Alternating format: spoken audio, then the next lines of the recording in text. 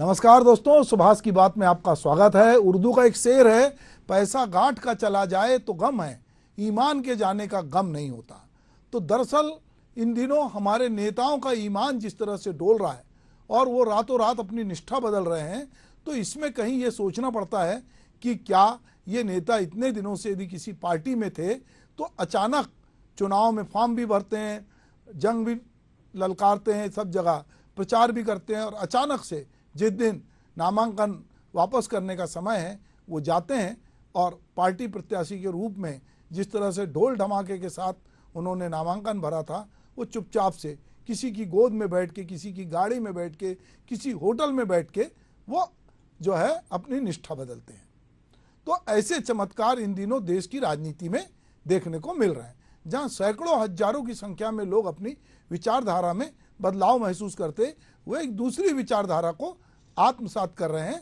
अब सवाल यह है कि यह भी कहा जाता है कि जैसी चले बयार पीठ को तैसी कीजिए। मतलब ये लोग वैसे भी हैं कि इनको लगता है कि जिस तरह की हवा का रुख है क्यों ना हम उसके साथ हों। जो अब तक लोगों का विरोध करते थे, एक दूसरे के खिलाफ गरियाते थे, उनकी रातों रात जो है विचारधारा में परिवर्तन या आस्था बदलने के पीछे क्या है, ये समझना बहुत जरूरी है। कुछ उदाहरण को लेते हुए इस चलन को समझने की हम कोशिश करते हैं। आज इंदौर में कांग्रेस प्रत्याशी अक्षय क्रांति बम ने पार्टी को झटका देते हुए अपना नामांकन वापस ले लिया। इसके बाद इंदौर सीट पर अब भाजपा के लिए मैदान लगभग साफ हो गया। नाम वापस लेने के साथ ही उन्होंने भाजपा प्रवेश भी कर लिया। इंदौर सीट पे 13 मई को मतदान होना है। नामांकन वापस लेने और भाजपा में शामिल होने पर मध्य प्रदेश के मुख्यमंत्री डॉक्टर मोहन यादव ने अक्षय क्रांति बम को भाजपा में उनका स्वागत किया। और अक्षय बम आखिर किन परिस्थितियों में अपना नाम वापस लिया, आज तक जिस पार्टी के खिलाफ वे इंदौर जैसे शहर में चुनाव लड़ रहे थे, आखिर क्यों अपनी पार्टी छोड़कर विरोधी विचारधारा की ताल पर ताल मिलाने लगे। आज के दौर में ये हैरान करने वाला है। छत्तीसगढ़, मध्य प्रदेश के साथ ही तमाम राज्यों में कांग्रेस छोड़ भाजपा प्रवेश का दौर चल रहा है। आए दिन बल्क में कांग्रेस नेता और कार्यकर्ता भाजपा का दामन थाम रहे हैं। इन राज्यों में विधानसभा चुनाव के नतीजे के बाद यह सिलसिला बहुत तेजी से चल पड़ा है।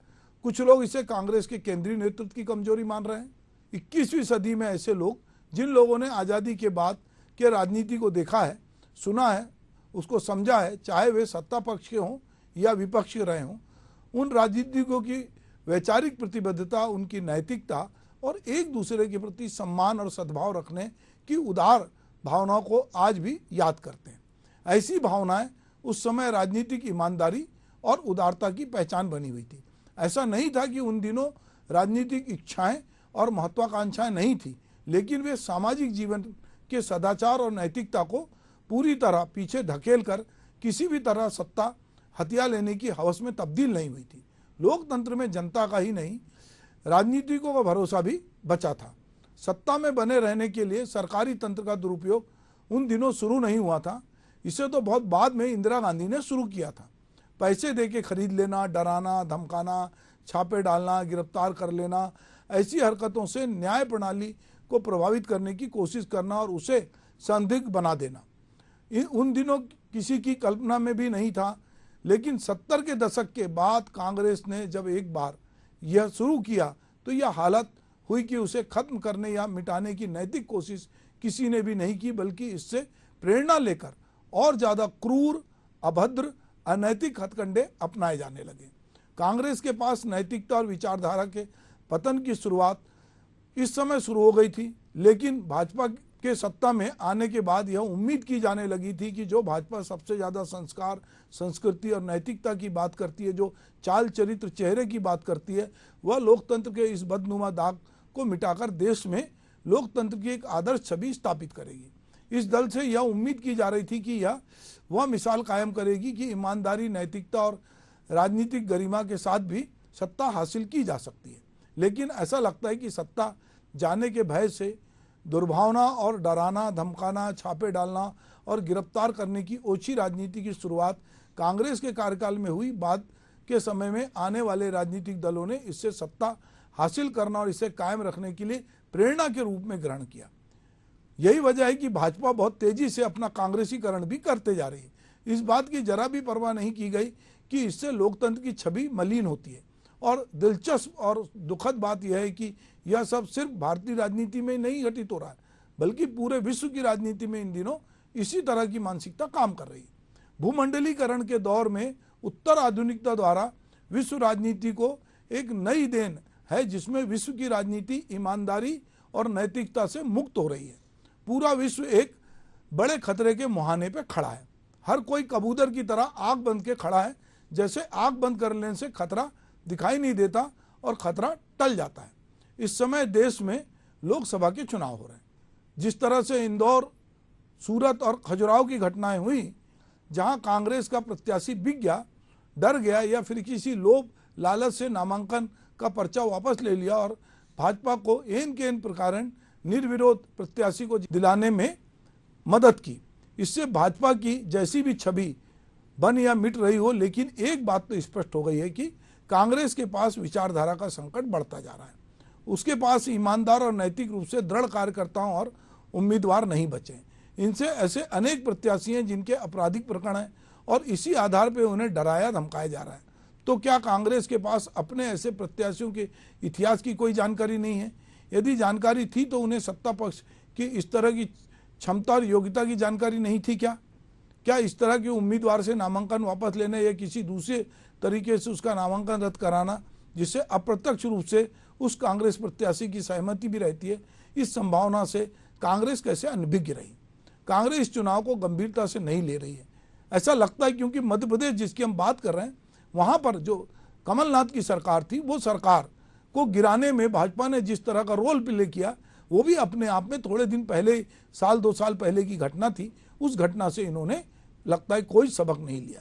उनके रणनीतिकारों के पास सत्ता पक्ष की राजनीति की पहचान की समझ नहीं है, या फिर वे समझना नहीं चाहते। यानी राहुल गांधी के आसपास अभी ऐसे लोग हैं जो उसे गंभीर जानकारियों से अनभिज्ञ रखते हैं। ऐसा संभव है क्योंकि जैसा कि मैंने ऊपर बताया कि कांग्रेस के पास अब ना कोई विचारधारा है और ना ज्यादा संख्या में कोई नैतिक दृढ़ता वाले दल के प्रति समर्पित कांग्रेसी सदस्य बचे हैं। यह तो तय हो गया कि चाहे कोई भी राजनीतिक पार्टी हो, उसने भविष्य की राजनीति से ईमानदारी और नैतिकता की अंतिम विदाई कर दी है।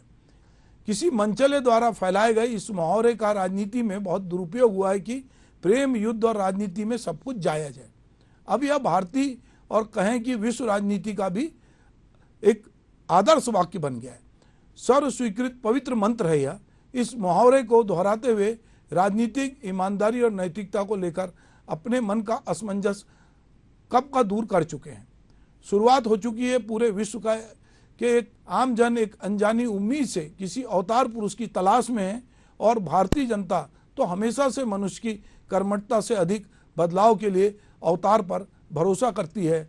जैसा कि हमारे यहाँ स्लोगन रचे जाते हैं कि मोदी है तो मुमकिन है, या फलाने आएंगे तो वो ये कर देंगे। हम हर बार सोचते हैं कि हमारी राजनीति में, हमारे जीवन में कोई अवतारी पुरुष आएगा, कोई देवलोक से प्रकट होगा, कोई कहीं से प्रकट होगा और वो हमारे कालखंड को दूर करेगा, हमें बहुत सारे नैतिक पाठ पढ़ाएगा। इस देश में बहुत सारे हाड़ मास के लोग भी आए, महात्मा गांधी जैसे लोग आए, जिन्होंने हमें बताया कि हमारा लोकतंत्र क्या है, आज़ादी क्या है, हिंद स्वराज क्या है।